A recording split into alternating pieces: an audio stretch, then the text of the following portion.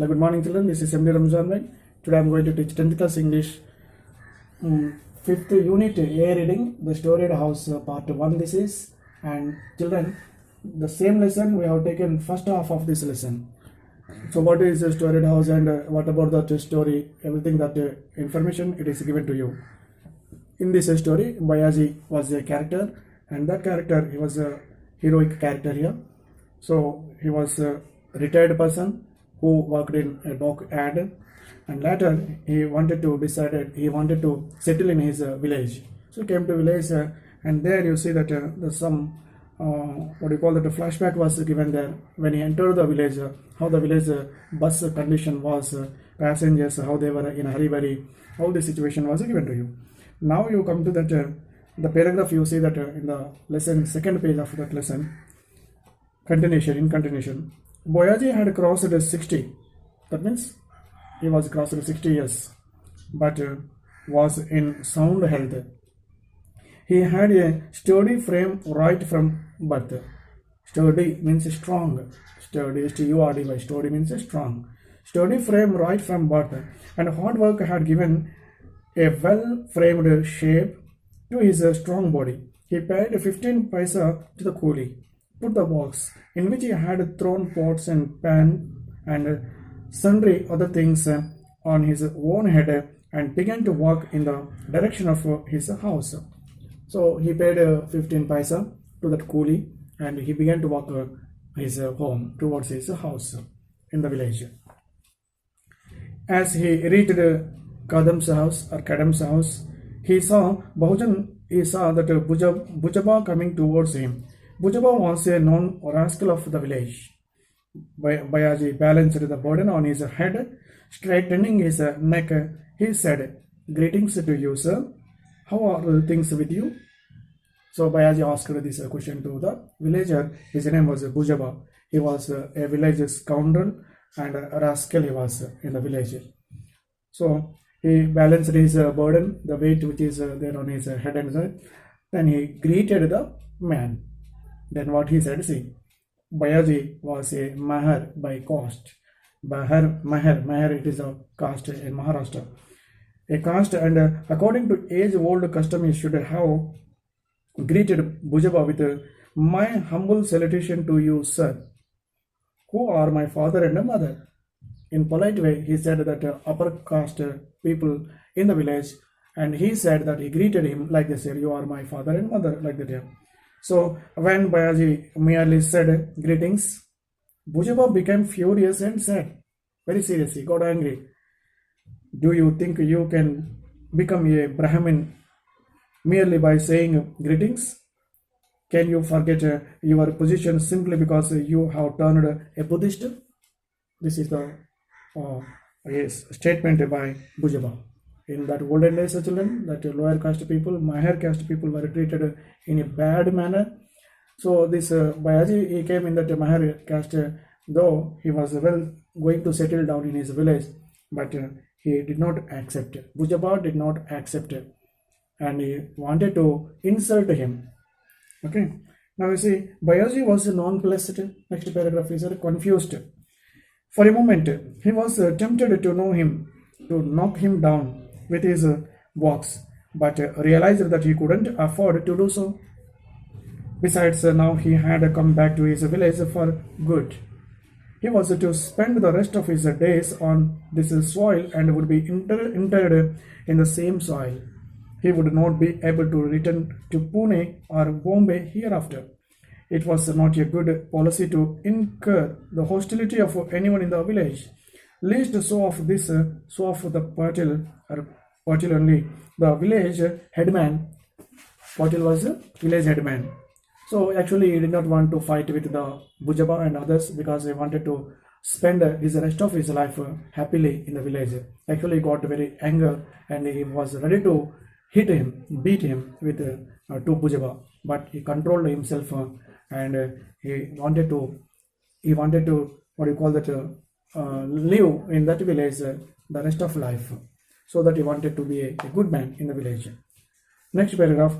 So he said in a meek tone, meek tone means in a dull and some other weak tone, he said, "Sir, Why spring this on me even before I set a foot on the soil of my forefathers?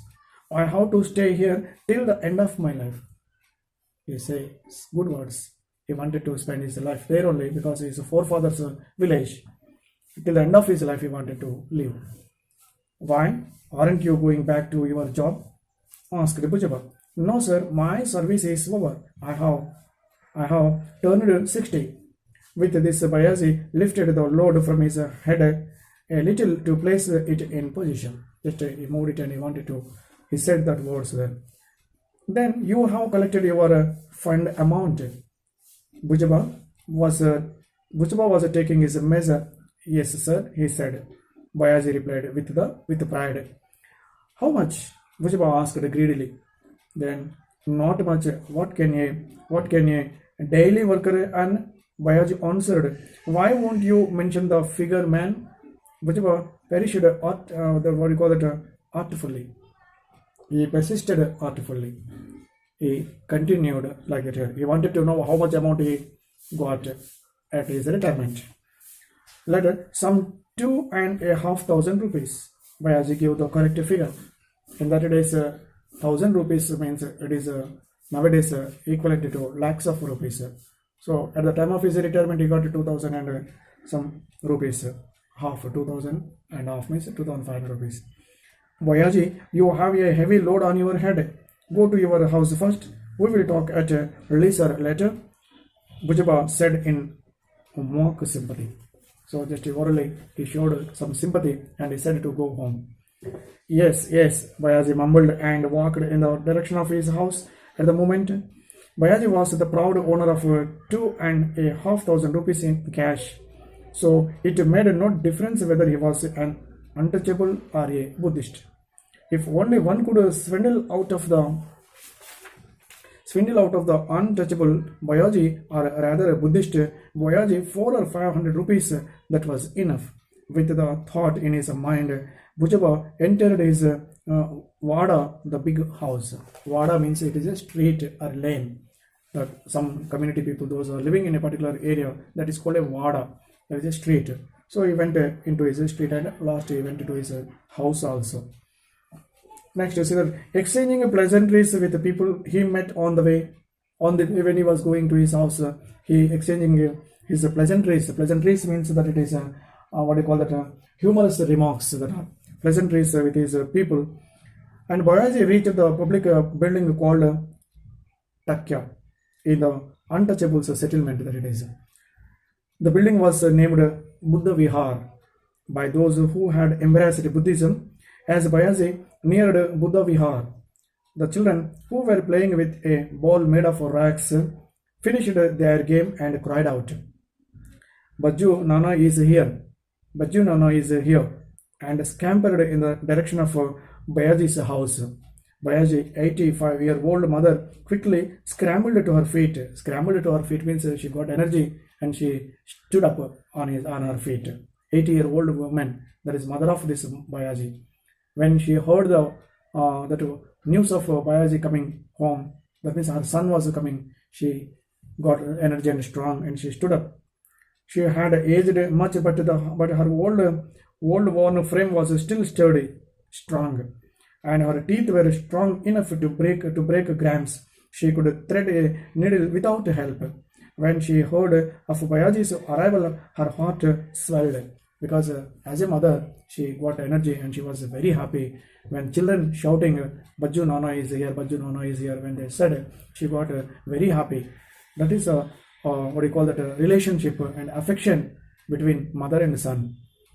Mother is 80 years old and he was getting 60 years. In olden days, that much that affection they had people. As Bayaji came in, his wife concealed her joy with the end of her sari and took down the box from his head. His grandchildren clung to him and began to twist the folds of his dhoti. The neighboring children watched the scene in idle curiosity. Other children, neighboring children, they were watching this scene, and his mother, she was going to do something there. Now he said, come, get into the house, children, said Bayaji. His mother walked out with a bent back and told Bayaji to wait outside the door. Bayaji obeyed. He followed. So that 80-year-old mother, she asked that her son to wait a few minutes out of that door. What happened? See that.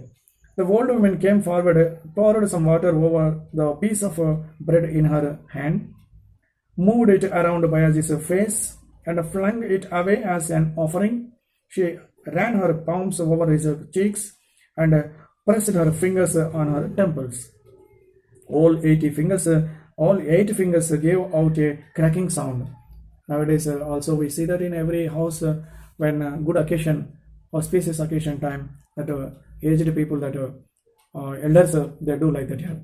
Something they do, and they also fold their fingers and they put their temples like this here. Some sound crack comes. So she also did like that here. Bayaji's family was doing well. He had 8 children in all, 6 sons and 2 daughters. The daughters had been married off and had given birth to children. The elder son looked after the fields. The next 2 sons were in government service. The one after them was a school teacher, and the 6th one was still studying. Since they knew that Bayaji was coming home for good, the elder son in service and the 2 daughters were already home to greet him. All of them wondered what their father had got for them from his lifetime earnings. So all are very happy. So children, this paragraph sometimes asked, how many children are there? You count there, how many sons and how many daughters are there in this paragraph. All are very happy. They were waiting eagerly what he brought for them.